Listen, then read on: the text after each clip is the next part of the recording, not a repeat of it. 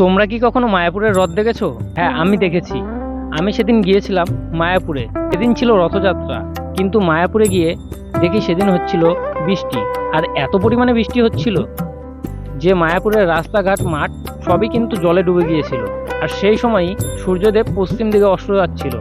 আর সেই সময় কিন্তু মায়াপুরের মন্দিরটি দেখতে খুবই সুন্দর লাগছিল। আর তারপর রাস্তায় হাঁটতে হাঁটতে আমি যাচ্ছিলাম রথের দিকে।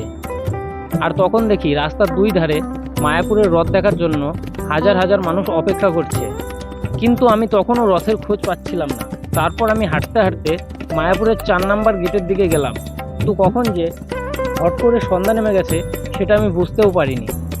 যাই হোক, তারপরেই দেখা মিলল মায়াপুরের শ্রী জগন্নাথ দেবের রথ। জয় জগন্নাথ।